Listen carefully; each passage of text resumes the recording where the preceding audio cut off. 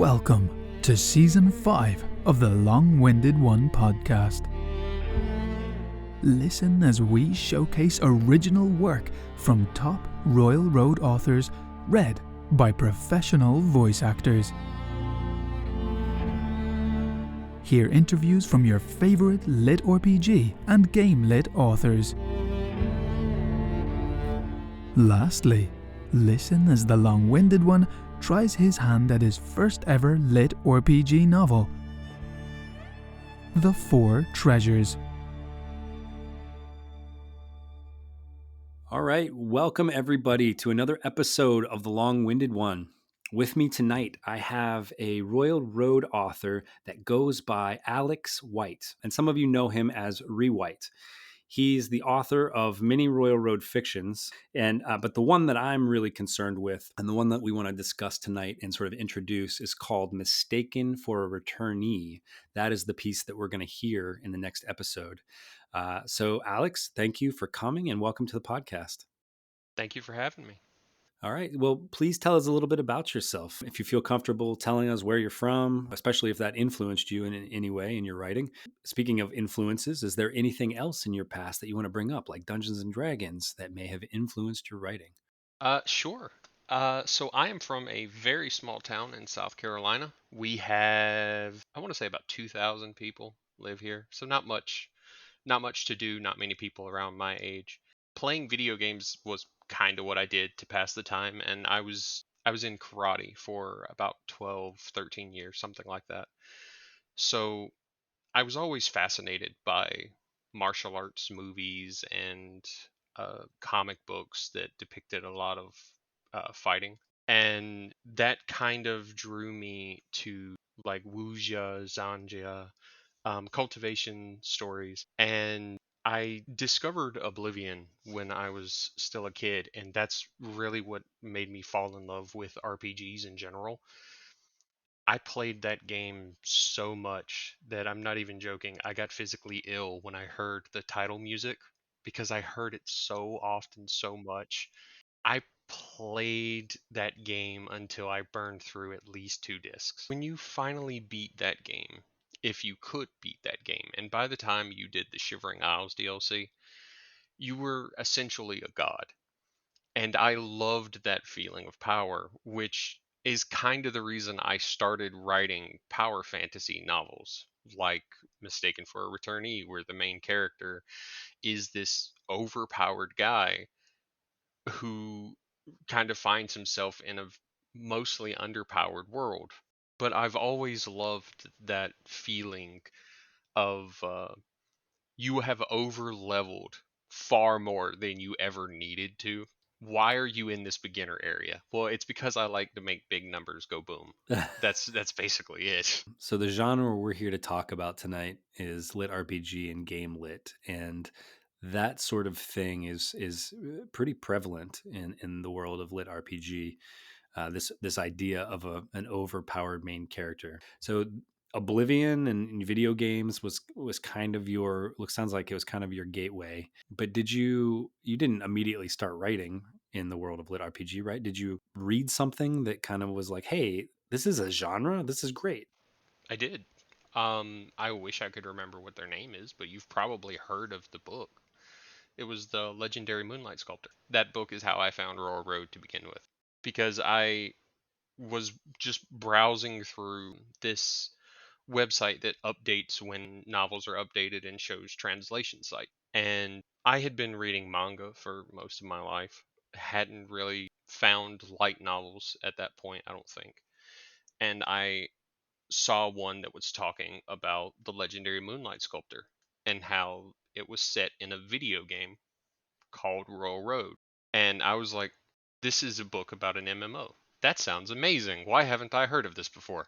And I read that book, which led to me finding a ton of other lit RPG novels that were kind of scattered about fan sites. When it started mangas and manhwas, and when they started picking up lit RPG, I transitioned to mostly those.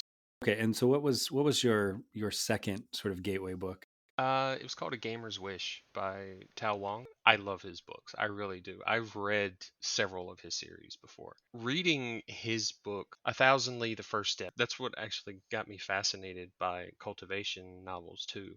So is this when you decided to sort of start writing your own stuff? Not exactly. I didn't actually plan on being a writer. I worked night shift jobs most of my adult life. So that came with a lot of boredom. And when I would get home from work, the sun wasn't even up. So I would sit down at my computer and just read. And I would read until I got tired enough to fall asleep. And then one day I came home from work, I sat down, and I was like, I really just don't want to read, but I'm not really sleepy right now. What can I do? Well, I had been reading books on Railroad for ages. So I decided that I kind of want to try to write something. I doubt many people are going to read it, but I would just like to try. And I wrote one chapter. It was called Mythologically Challenged. And it was about a Spartan soldier who died at the Battle of Thermopylae, found himself in the underworld, made a deal with Hades to be his avatar on Earth. And I think I got like 3 chapters in before I jumped to another story. And that is one thing that I did a lot is I would write a couple chapters in this story, a couple chapters in that story, and I would kind of story hop because I have trouble maintaining focus for long. Yeah. That's just something I've always had. And when I started writing MFAR, Mistaken for a Returnee, I knew that this was going to be the longest story that I had ever worked on because before I even wrote a single page of it, I had over 30,000 words of notes for this story. I had character sheets that I had created that had like the spells for the character, what their backstory is, where they came from, their races, what their motivations are. I created the world. I created the system that everything runs on. If it's okay with you, I have some more questions that I'd like to ask you about Alex White. Sure. When you first started writing, right, you had all this time. So these early mornings when you would start to write, did you immediately start writing on Royal Road or did you find a different site? It was Rural Road. And the experience, how has it been? It's been mostly positive. There have been instances where I would just get like a really bad comment or a really bad review or just general internet stuff that everyone deals with literally every day. But it just caught me at bad times. And I distinctly remember just going, what am I doing? Like I'm sitting at this stage I was sitting down for like I would get off work around 5 o'clock in the morning and I would write until 9 or 10 a.m. before I would finally go to bed. And I did that every day. And I would wake up around like 3 or 4 o'clock in the afternoon. I would start editing just so I could leave and for work at 7 p.m. And I would get on and I would see like just this one bad review or this one bad comment, and I will admit, like sometimes I would see those and I would think they were funny, and I would see them and I'd go, oh, that's everybody's entitled to their opinion. It's perfectly fine. And sometimes those hit hard when you're down and you're tired. And I would go, all right, I need to take a couple of days off, play some video games, maybe just sleep in a little bit more than I have, and then I would take, like a week off or so. And then I finished one of my books, one of the snake books that I have on my profile.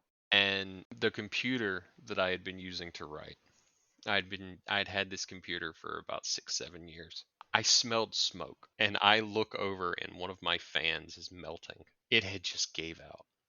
And it took months for me to get a new one. By the time I did, I came back. It was around February when I got this fixed. It had broken around August or so. And when I finally came back, I had lost interest in writing that book. And that was actually my longest running series at the time. So this is, you mentioned your snake book. So I'm looking here and it looks like you have A Snake's Life, Hmm. The Snake God's Dungeon, and A Snake's Rise. Is that in the correct order? So, A Snake's Life is the first one. A Snake's Rise is technically the continuation of A Snake's Life, but after I came back, I don't remember what my logic was.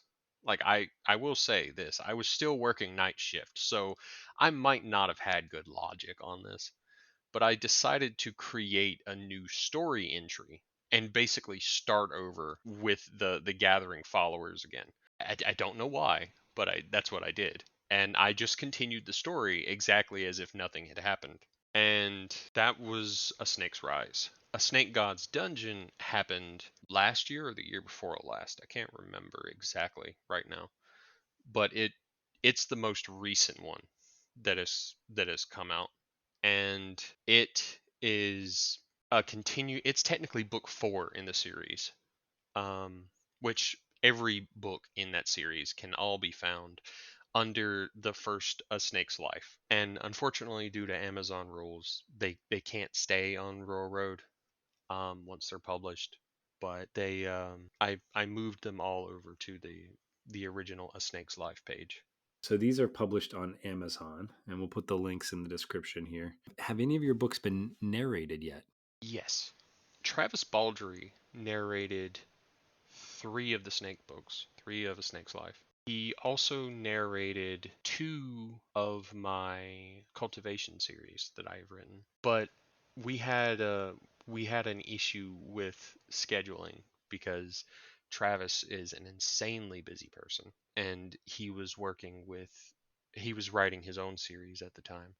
So when it came time to record the second of my or the fourth sorry the fourth snake book, Travis had to back out because his schedule was so flooded basically. So now he has narrated the first 3. The fourth book was narrated by BJ Harrison, sorry. I'm seeing this in this cover art. It looks like the world tree is surrounded by the snake. Is this an autobiography of the Midgard serpent here? You probably will not be surprised to hear many people assume that, yes. And so, Mistaken for a Returnee, is that going to get the audiobook treatment at some point? Probably at some point. I am not sure when. I do really want to get it narrated and get it published, but right now I'm mostly focused on just working on it because Mistaken for a Returnee is my longest series to date.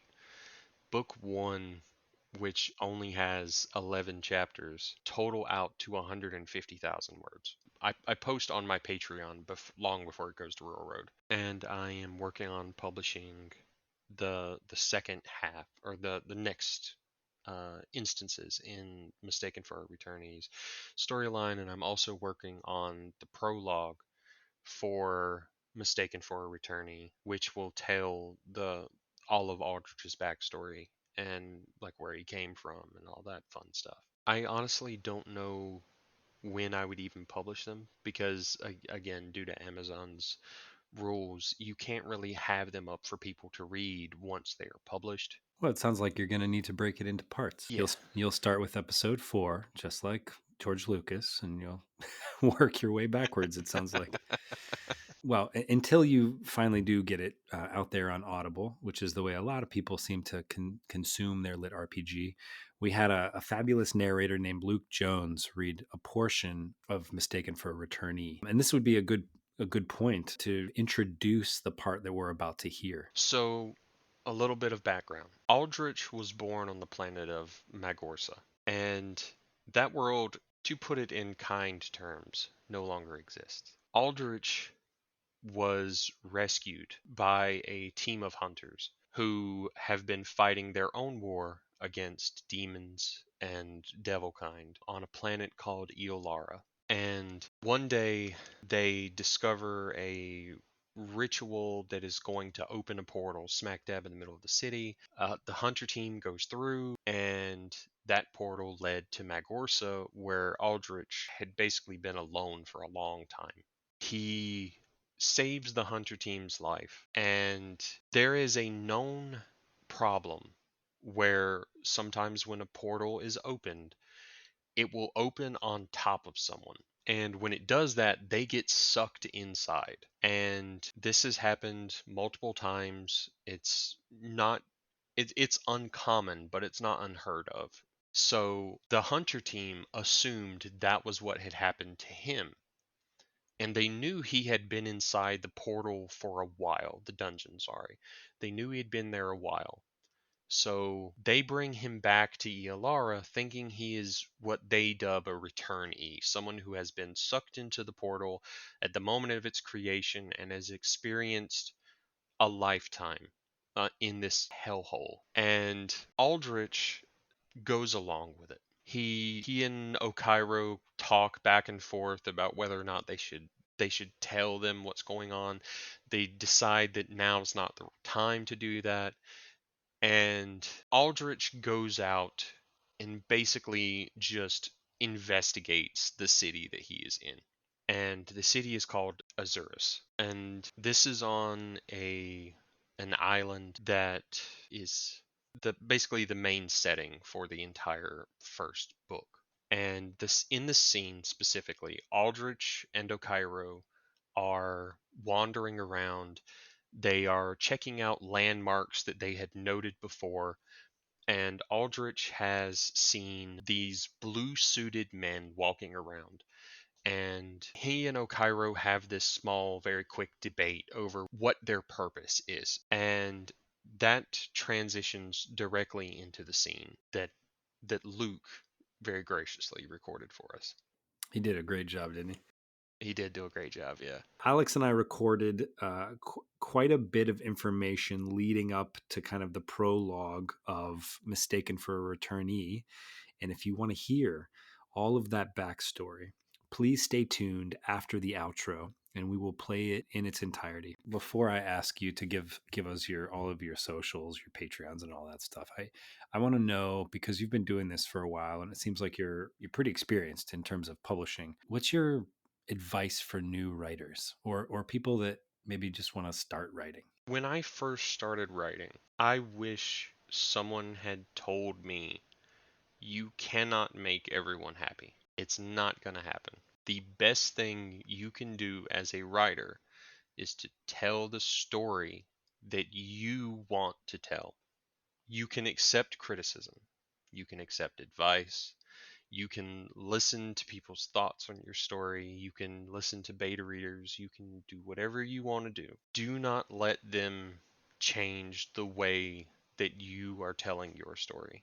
If you do, it's not going to turn out the way you want. You're going to struggle a lot with accepting the way that it is, because a part of you, just like a part of me, always thought, is this really my story told the way I wanted to tell it? Or did I let people influence me too much? And did that kind of ruin it for me? I still love all of my stories, but there were times where someone said something like, oh, I think it would be better if you do this. And I tried it and I kind of let them dictate a part.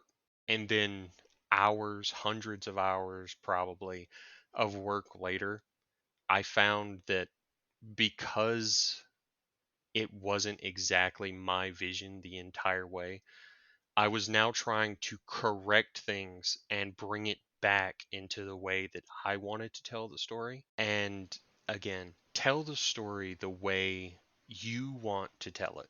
It is your story. You are the one writing it. If you don't enjoy your own story, writing it is going to be miserable. That's really good advice. So if you could tell us where to find you, tell us your socials, tell us your Patreon page, tell us your website if you have one. I am not technically savvy enough to have a website. However, I can be found on Facebook at Alex Wight Books, on Patreon at ReWight, that's REWIGHT, and on Royal Road at ReWight. And we will put all of those links at the bottom of this episode so people can find you. And we thank you so much for coming tonight. And we thank you for the bits of wisdom and for sharing your story with us. Thank you so much for coming. Thank you so much for having me on. It's been a blast. Thank you for joining us down this Lit RPG deep dive. Please consider giving us a review on Apple Podcasts and visit us over at longwinded.one, where you can see past episodes and find all of our socials, even our new Discord server. We hope you enjoy.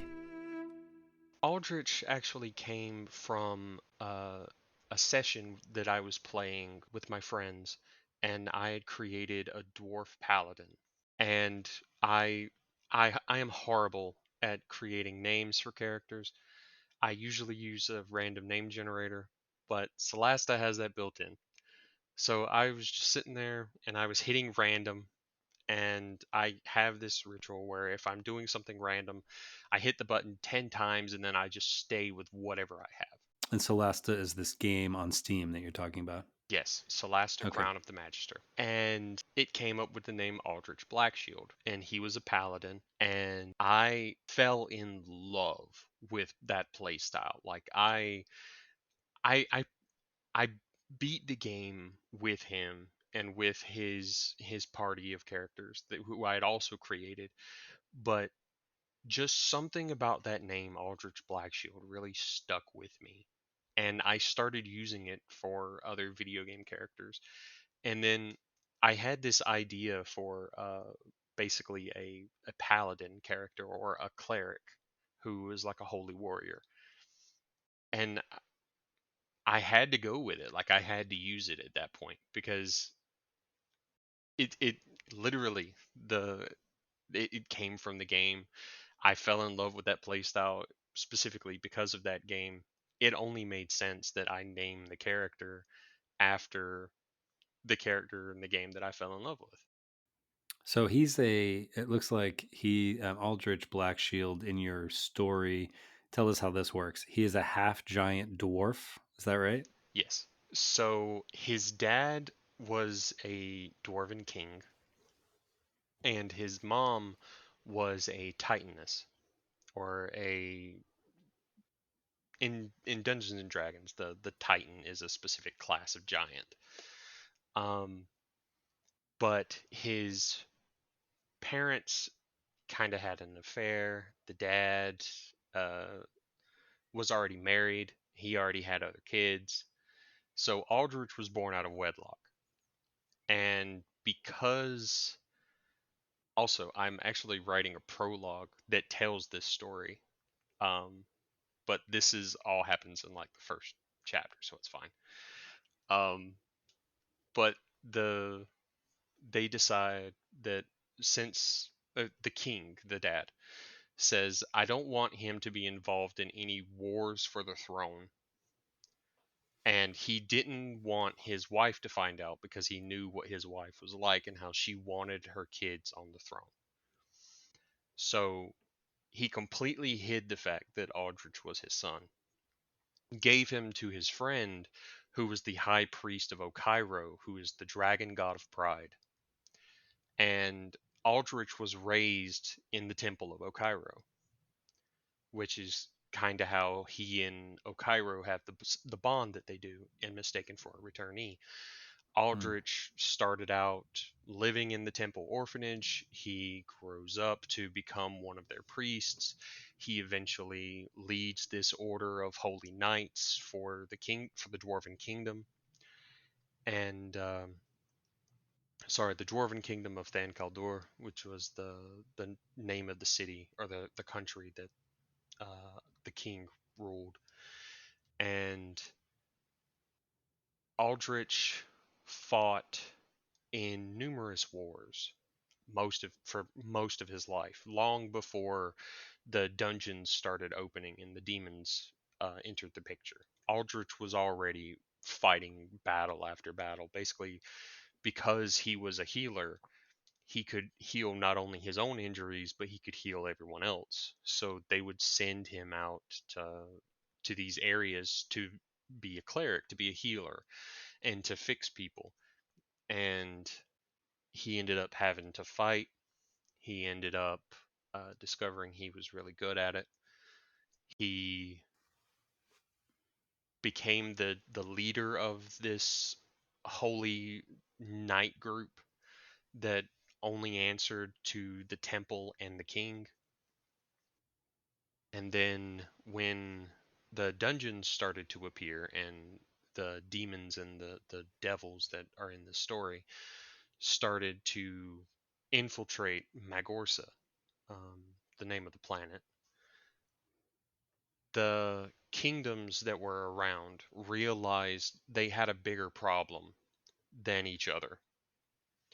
So that was when they started working together to try to push back this invasion from another plane. And unfortunately, they didn't succeed. Uh, Um, Aldrich returned to the Temple of Okairu, the place he was raised, to find that the city he had been raised in had been razed to the ground.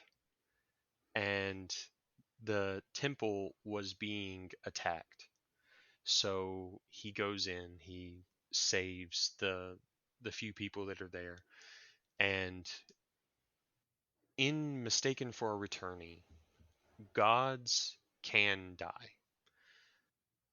The A god dies when the last person who believes in them perishes. mm-hmm. And the fewer followers a god has, the less power and influence they have over the world. Yeah, reminds me of American Gods by Neil Gaiman. Yeah, very similar concept. I like it. Yeah. I like the I've never actually read that book. I've seen clips from the show. I really wanted to go back and read the book. Um but I always liked that concept too. Yeah. And Well, go ahead. so how much of what you're giving us is prologue, and how much I don't want to ruin the story for the people that want to read it. So do we are we getting kind of like the prehistory now? Yes. Okay, perfect. Yeah, so all of this is just stuff that has happened before um, the actual prologue of Mistaken for a Returnee. And Okairo and Aldrich, in a last ditch effort to turn the tide, Okairo merges with Aldrich, um, literally fusing with Aldrich's heart to, Oh, to keep him alive. Because the miasma that is everywhere is a poison to the living. It kills everything. And he sounds like a physical specimen. This guy. yeah, so the so they noticed that nothing they were doing was able to stop the tide that was coming until Aldrich merged with Okairo. And once that happened, Aldrich no longer had to fear the miasma. He didn't necessarily become immune to its effects. Prolonged exposure can still make him feel slightly ill, but the threat of death from it was long gone. And Gotcha.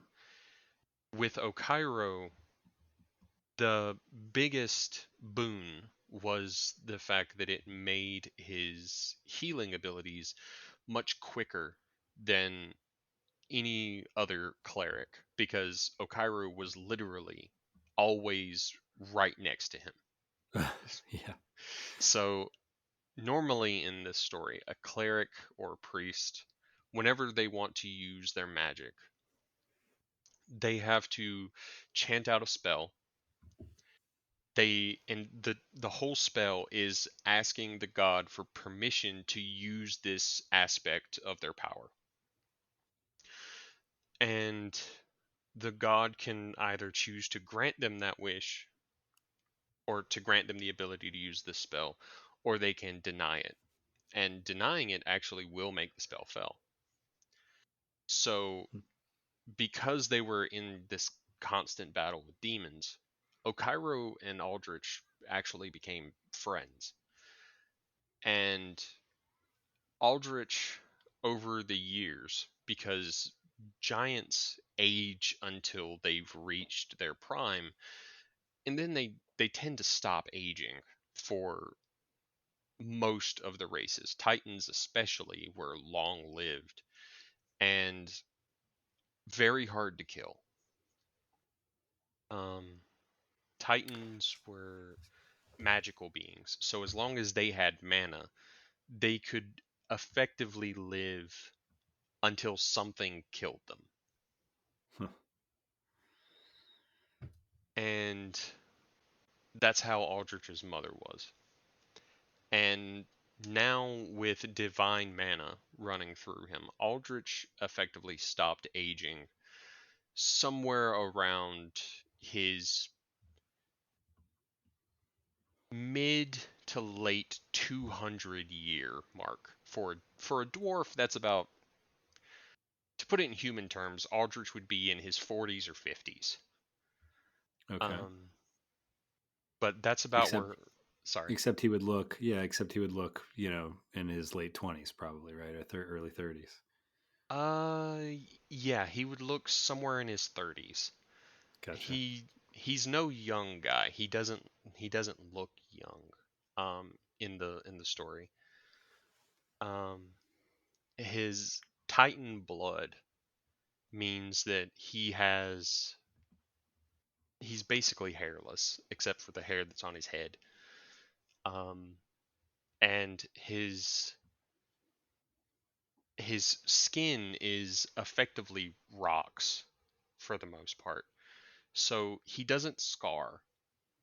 And without scarring, there are no real wrinkles that come onto his face. So 30s would be about the extent of where he would look.